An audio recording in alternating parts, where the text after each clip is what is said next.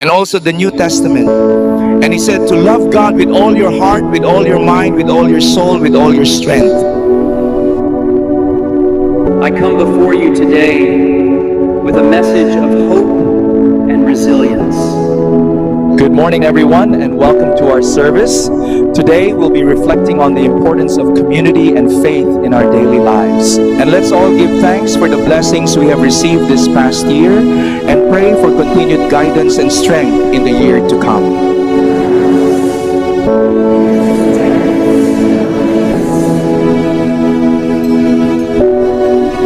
Dear brothers and sisters, we gather today in this sacred place to reflect on the teachings of our faith.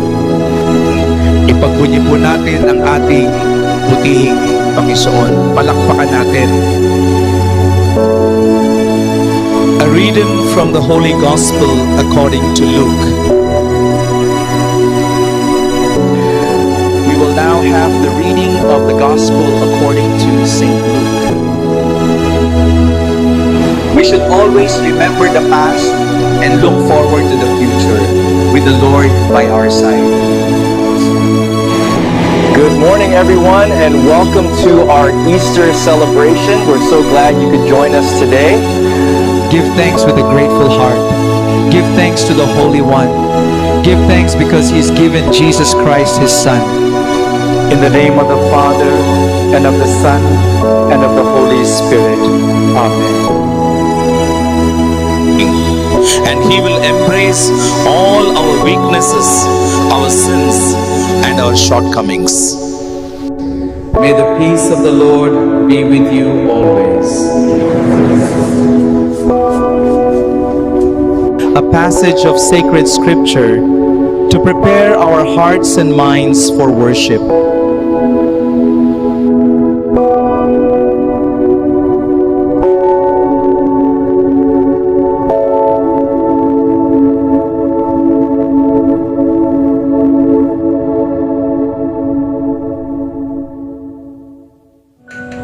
We praise and magnify your holy name, Jesus.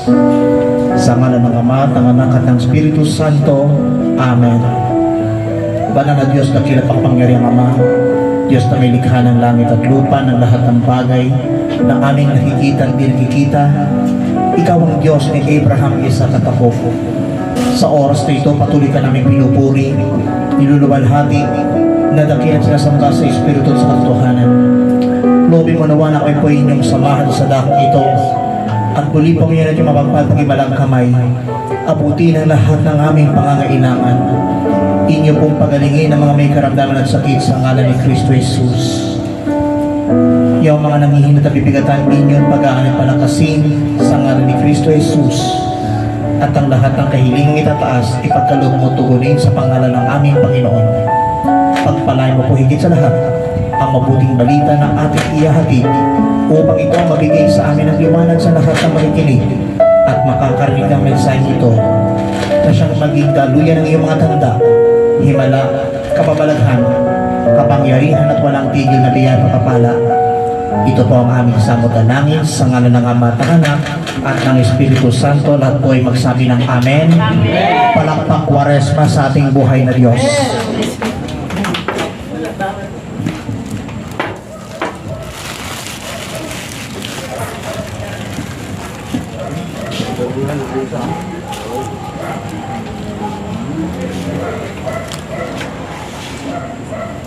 Brothers and sisters, ating pong basahin ang magandang balita na ating pagsasalusaluhan.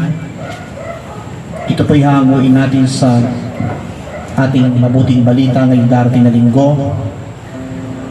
It's taken from Matthew chapter 17 verses 1 to 9. Ebanghelyo ayon kay San Mateo, kabanatang 17, simula unang talata hanggang 9. Matthew chapter 17 verses 1 to 9. After 6 days, Jesus took with him Peter, James, and John, the brother of James, and led them up a high mountain by themselves. There he was transfigured before them. His face shone like the sun, and his clothes became as white as the light. Just then there appeared before them Moses and Elijah talking with Jesus. Peter said to Jesus, "Lord, it is good for us to be here. If you wish, I will put up 3 shelters, one for you, one for Moses, and one for Elijah." While he was still speaking, a bright cloud enveloped them, and a voice from the cloud said, "This is my son whom I love. With him I am well pleased. Listen to him." When the disciples heard this, they fell face down to the ground, terrified. But Jesus came and touched them. "Get up," he said. "Don't be afraid." When they looked up, they saw no one except Jesus. As they were coming down the mountain, Jesus instructed them, "Don't tell anyone what you have seen until the Son of Man has been raised from the dead." Pagkaraan ng 6 na araw, isinama ni Jesus si Pedro at ang magkapatid na Santiago at Juan, at sila'y umakyat sa isang mataas na bundok. Samantalang sila'y naroon, nakita nilang nagbagong anyo si Jesus. Nagliwanag na parang araw ang kanyang mukha at pumuting parang busila ang kanyang damit. Nakita na lamang at sukat ng 3 alagad, sina Moises at Elias, na nakikipag-usap kay Jesus. Kaya't sinabi ni Pedro kay Jesus, "Panginoon, mabuti pa'y dito na tayo. Kung ibig ninyo, gagawa ako ng 3 kubol. Isa sa inyo, isa kay Moises, at isa kay Elias." Nagsasalita pa siya nang liliman sila ng isang maningning na ulap, at mula rito'y may tinig na nagsabi, "Ito ang minamahal kong anak na lubos kong kinalulugdan. Pakinggan ninyo siya." Ang mga lagad ay natakot ng gayon na lamang nang marinig nila ang tinig, at sila'y napasubasok. Ngunit nilapitan sila ni Jesus at hinipo. "Tumindig kayo," sabi niya, "huwag kayong matakot." At nang tumingin sila ay wala silang nakita kundi si Jesus. At habang bumababa sila sa bundok, iniutos ni Jesus sa kanila, "Huwag ninyong sasabihin kaninuman ang pangitain hanggat hindi muling nabubuhay ang anak ng tao." Brothers and sisters, ito po mabuting balita para sa ating lahat. Buhat sa Panginoon. Muli isang palakpak Kwaresma sa ating lahat. Parang may narinig akong pumapalakpak ng matunog. Sige po, maaari na po kayong maupo sa napakagandang presensya ng Diyos. Isang pinagpalang gabi po sa inyo lahat. Nawa patuloy tayong samahan, ingatan at gabayan ng Diyos, lalo na sa gabi nito, sapagkat mahalaga po ang mensahe kapahayagang ipapahatid sa atin ng buhay, banal at makapangyarihang Diyos, lalo na ngayong panahon ng Kwaresma. Amen po ba? Amen. Ang ating pong pamamagatan ko po na siyang ulo ng makalangit na balita ay tatawagin po nating Transfigured like Jesus. Mababago na tulad ni Jesus. Sa Ebanghelyong ating pong natunghayan, dinala ng Panginoong Jesus sina Pedro, Santiago at Juan sa isang mataas na bundok na kung tawagin ay Mount Tabor. Mount Tabor. Tama ba bigkas ko? Mount Tabor. Mount Tabor. Tama. Mount Tabor. Doon sa bundok na yon, nagliwanag ang kanyang mukha tulad ng araw at pumuti ang kanyang damit gaya ng liwanag. Amen? At sa pamamagitan ng pangitaing yon, nagpakita sina Moises at Elias na nakikipag-usap kay Jesus. Hindi nabanggit ko ng pinag-uusapan ni na Moises at Elias kay Kristo. Pero yung pangitaing yon ay patikim ng Panginoong Yesus sa tatlong alagad na yon. At sa loob ng malingling na ulap, mayroong tinig na nagsabing, "Ito ang minamahal kong anak na lubos kong kinalulugdan. Pakinggan ninyo siya." Ipinapakita ang pangyayaring yan, ang kaluwalhatian ng ating Panginoong Yesus, at tinatawag din tayo sa pamamagitan ng pagbabago. Amen po ba?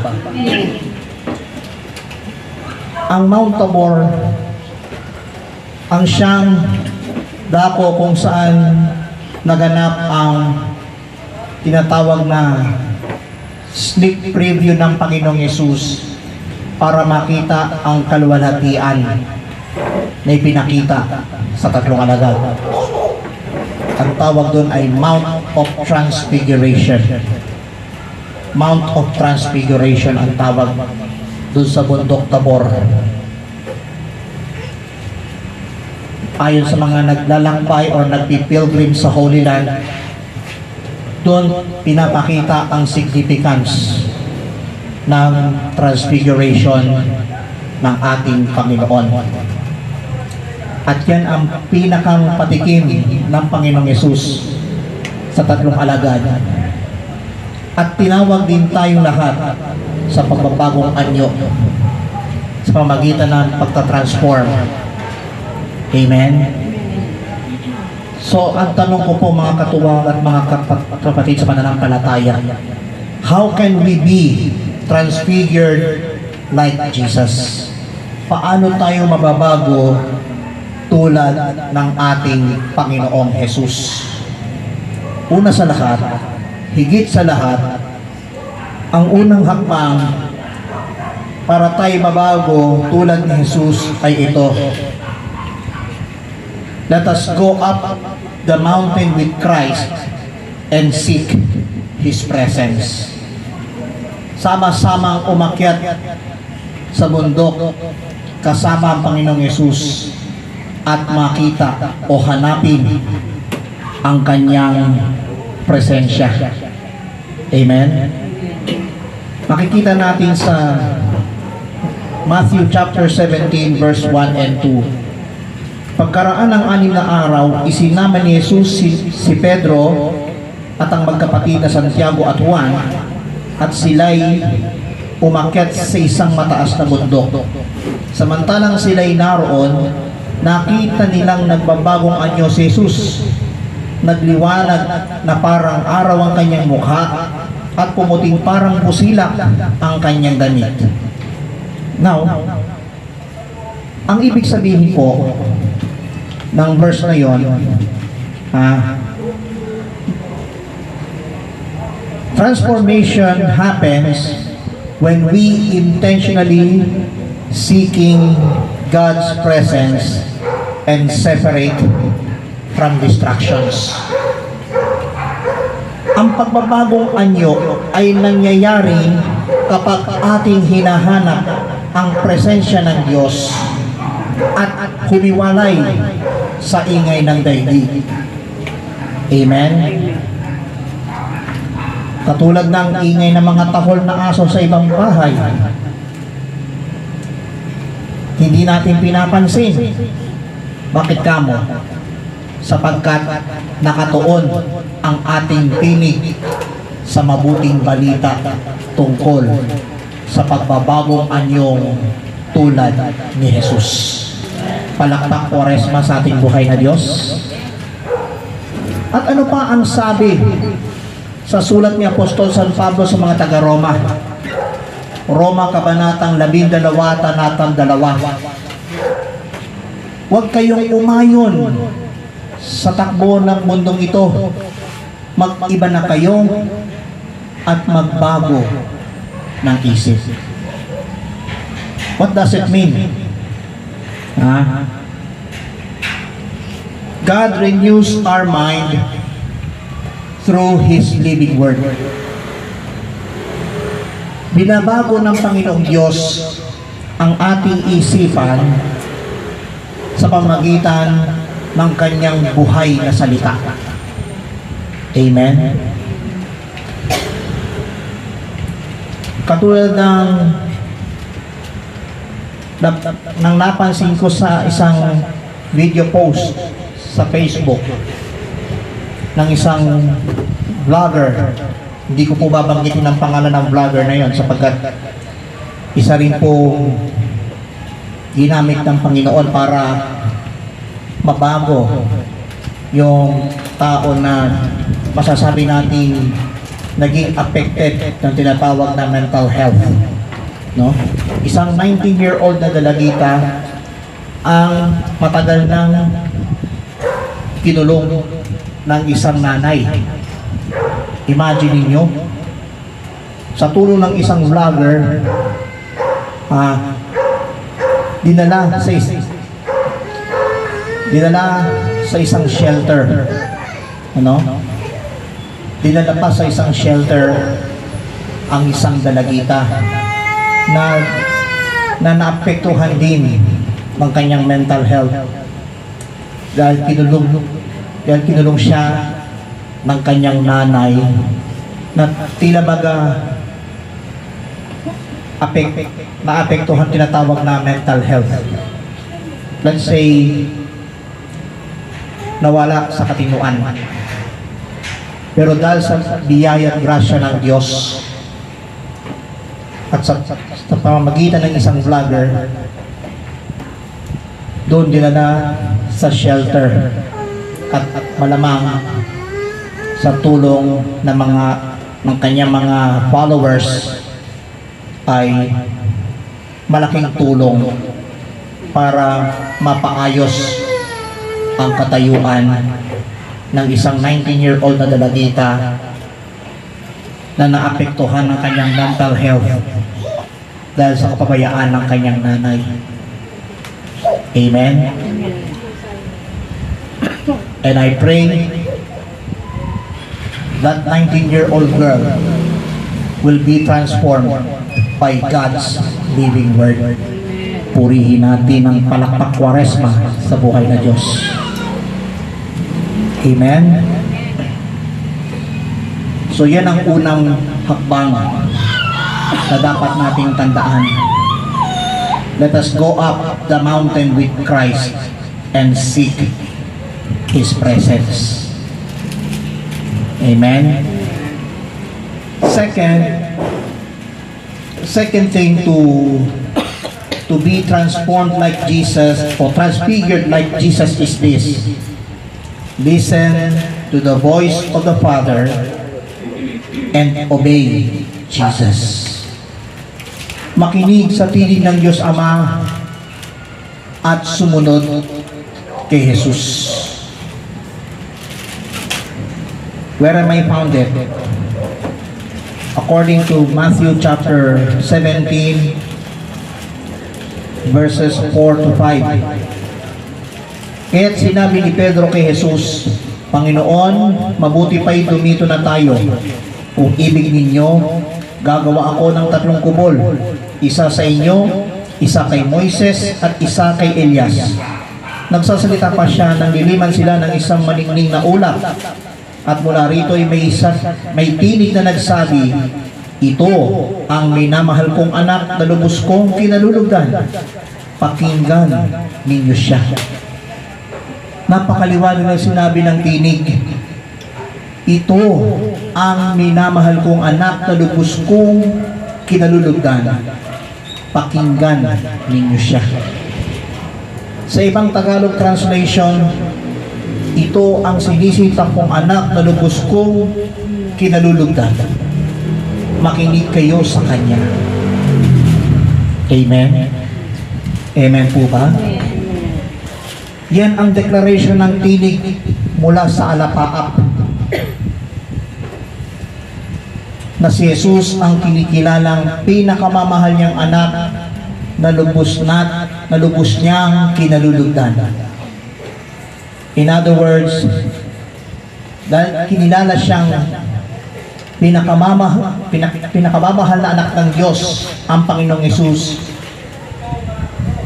pakinggan natin ang tinig ng ating Panginoong Hesus. Palakpak Kwaresma sa ating Panginoon.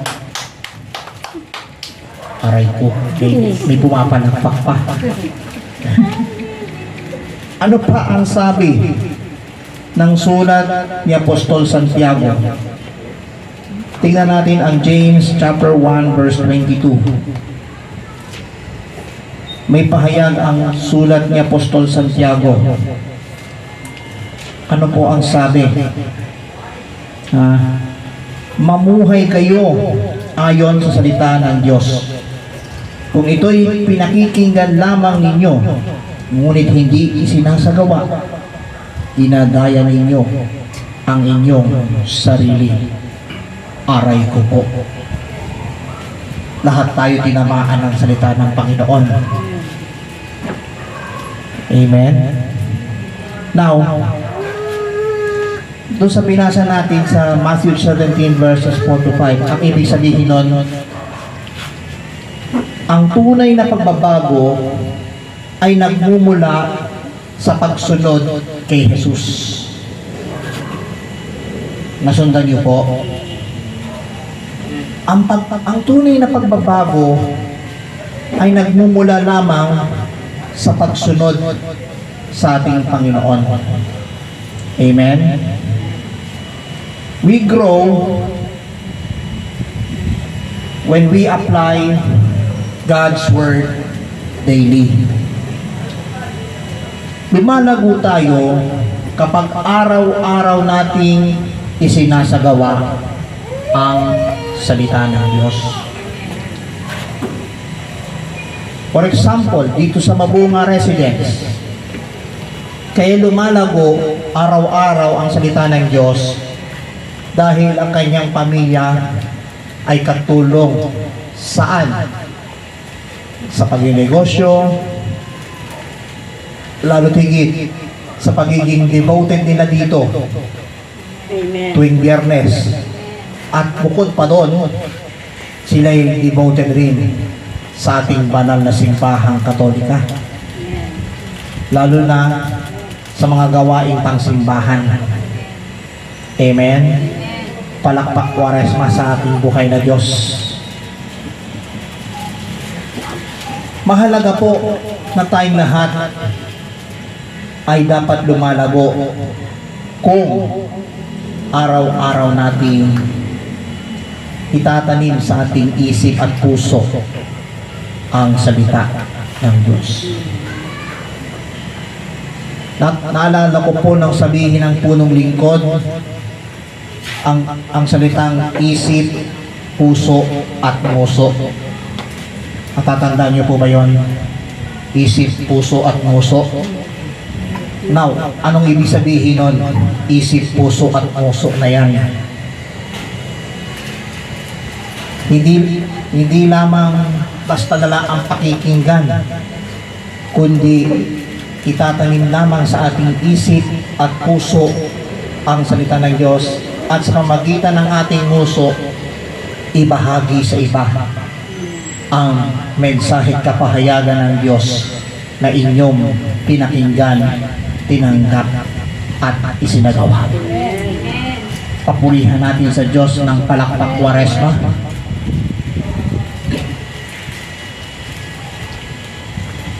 Ikatlo't huling hakbang upang tayo'y babago tulad ni Jesus ay ito. Ito, bato-bato sa langit, ang tamaan nito'y huwag magningiwi. Huwag matakot, tumindig at magliwanag. Do not be afraid. Rise and shine. Amen. According to Matthew chapter 17 verse 6 and 7, itong sabi, ang mga lagad ay natakot ng gayon na lamang nang marinig nila ang tinig at sila'y napasupasok. Ngunit nilapitan sila ni Jesus at hinipo. Tumindig kayo, sabi niya, huwag kayong matakot.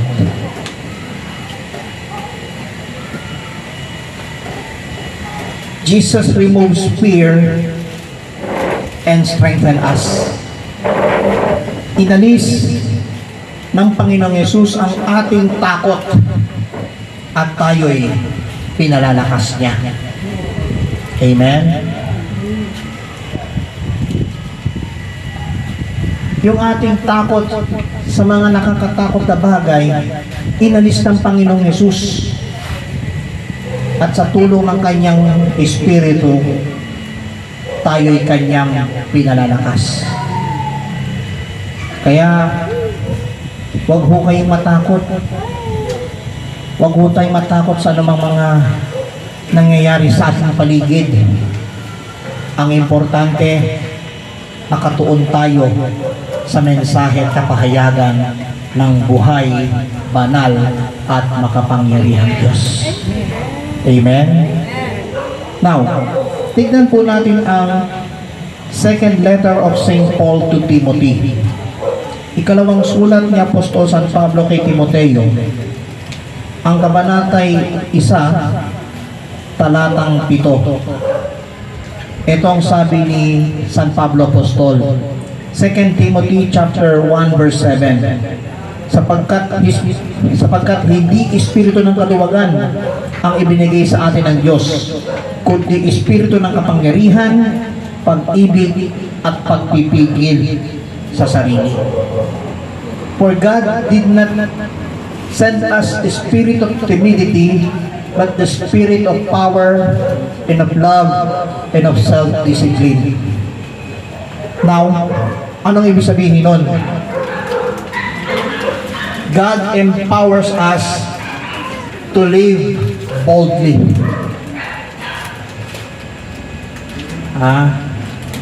Binigyan tayo ng Diyos ng lakas upang mamuhay ng may tapang. Kaya't buong tapang po natin isabuhay ang tinig ng ating Diyos. Kaya tayo binigyan ng Diyos ng lakas. At napakaliwanag ang sinabi,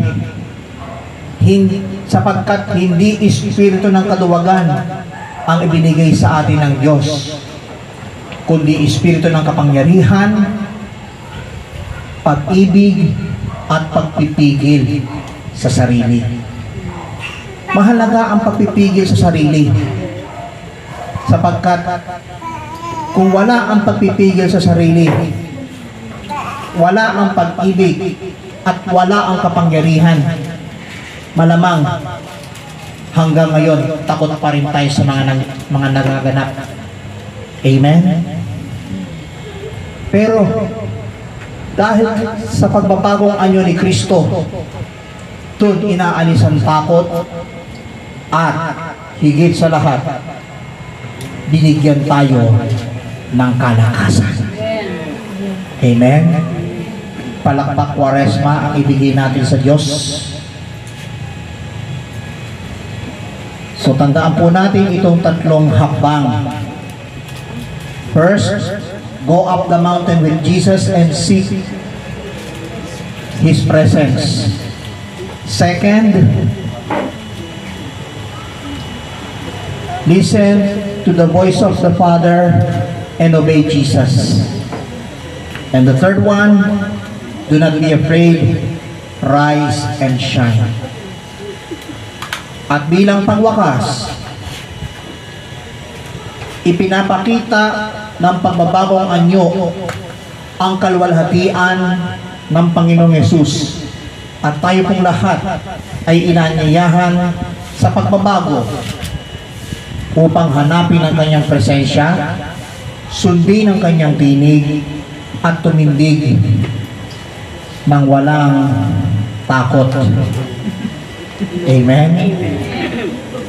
At habang tayo lumalakad kasama ang ating Panginoong Yesus, tayo kanyang binabago upang maging katulad niya. Amen. Amen. Palakpak Kwaresma sa ating Panginoon. Tayo pong natin tumayo.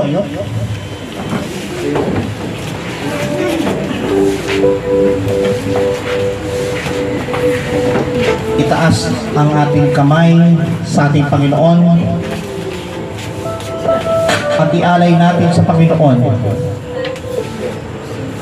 ang ating sarili upang tayo lumakad na katulad niya, to show His glory. Let us ask Him, show me now your glory.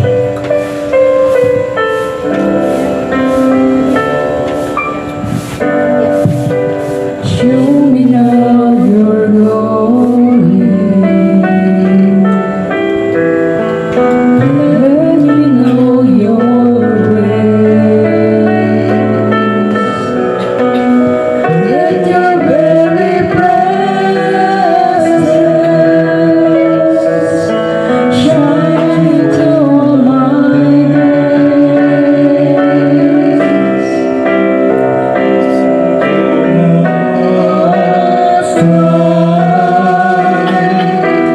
listen to my prayer. Show me now your glory, oh Lord, oh my prayer.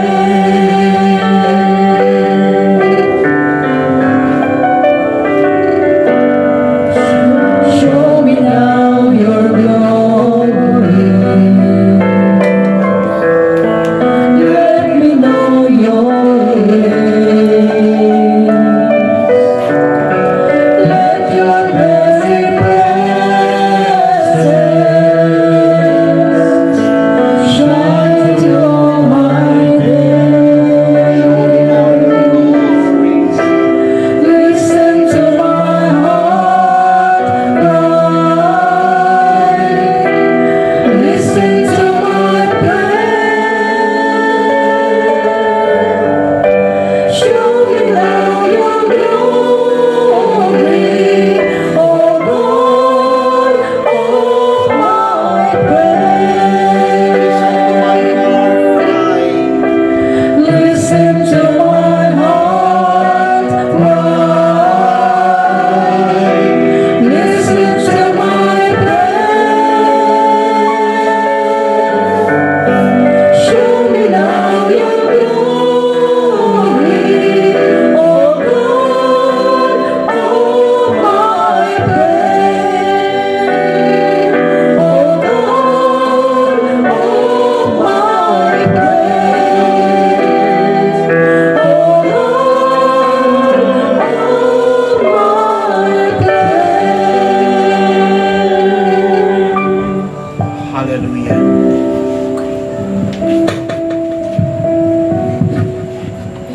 Hallelujah. As we go up the mountain with you, O Lord, we must seek your presence.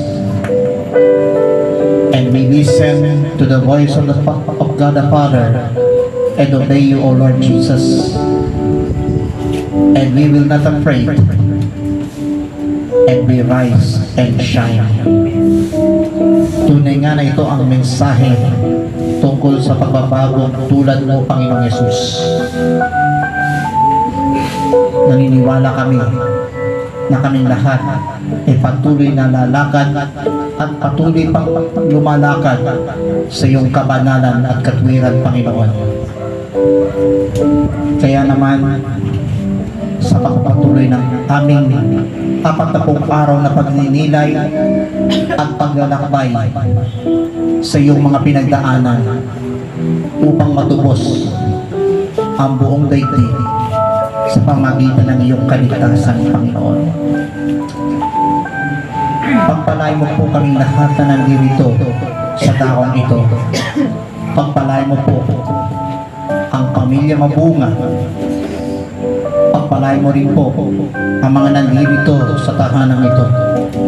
Pagpalain mo po ang mga awit manunugto at pagpalain din ang lahat na nakarinig ng tinig na ito upang sila ay pagpalain din ko, Boss. Kasihan ng iyong banal na Espiritu ang kabuuan ng Villa Fair Floor Subdivision upang sila rin ay abutin ng iyong mensahe at kapahayagan tuwing araw ng Biyernes. Kasihan nawa ng iyong banal na Espiritu ang bawat sulok ng tahanan upang silang lahat ay maranasan ang iyong dakilang kaluwalhatian, Panginoon. Pagpalay mo po ang lahat at sundan ng iyong mga tanda, himala, kababalaghan, kapangyarihan at walang tigil na biyaya papapala. Pagpalay mo po ang kanilang mga negosyo, maging ang kanilang ikinabubuhay upang sila ay maging daluyan ng iyong walang tigil na biyaya at pagpapala para sa mga nasasakupan, Panginoon. Pagpalain mo rin po ang kabuuan ng gawain ito. And we ask, Lord God, to grant the unstoppable healing power of Christ, most especially patuloy na bigyan ng kalakasan ang aming minamahal na punong lingkod. Lalo tigit ang lubos na kagalingan ng isa naming kasamahan sa preaching force, Brother Arnel Milano. Naway makarecover siya mula sa maliglang karamdaman at patuloy niyo po siyang palakasin at anumang cancer na dumadapo sa katawan ng aming kapatid ay aming pinawawalang bisa ng kapangyarihan in the mighty name of Jesus. Lahat ng mga nasa maliglang karamdaman, Panginoon, abutin mo po ng iyong mapagpagaling na kamay. Sila'y lubusang pagalingin in the mighty name of Jesus. Our Malkia Hoshua Nonsorothi Halmausya. Pagpalain mo rin po ang kanilang mga minimithi at kahilingan. I-grant kung ano man ang kanilang kahilingan, Panginoon. At kung naman mayroon sila, ibalik sa kanila ng pusong pakal, siksik-liglig at umaapaw. We thank you so much, O Lord. Ito po ang aming dalangin, kaisa ng panambitang panalangin ng aming Ina Birhen si Maria at ng lahat ng mga anghel at mga banal sa langit, sa pangalan ng iyong bugtong anak, ang aming Panginoon at tagapagligtas, Panginoong Jesucristo na nabubuhay nagaharing kasama mo at ng Espiritu Santo Diyos magpasawalang hanggan. Everybody say Amen. Everybody say Amen. Sa ngalan ng Ama at ng Anak at ng Espiritu Santo. Amen. By the way, ito po ang aking sasabihin sa inyo, lalo na ngayong panahon ng Kwaresma. God bless you, Jesus loves you, and the Holy Spirit strengthens you. Pakisabi niyo nga sa inyong katabi, God loves you, Jesus loves you, and the Holy Spirit strengthens you. Maraming salamat po at umawit tayo ng pasalamat.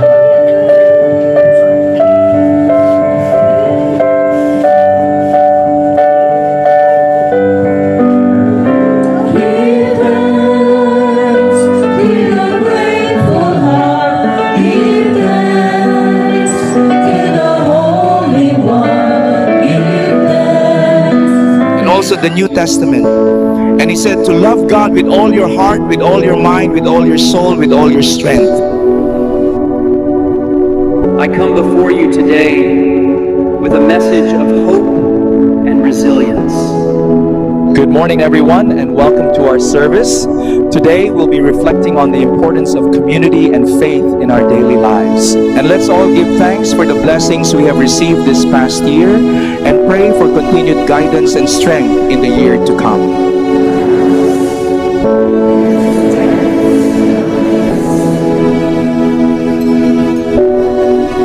Dear brothers and sisters, we gather today in this sacred place to reflect on the teachings of our faith.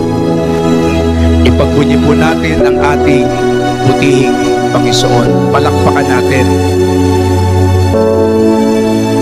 A reading from the Holy Gospel according to Luke. We will now have the reading of the Gospel according to St. Luke. We should always remember the past and look forward to the future with the Lord by our side. Good morning, everyone, and welcome to our Easter celebration. We're so glad you could join us today. Give thanks with a grateful heart. Give thanks to the Holy One. Give thanks because He's given Jesus Christ, His Son.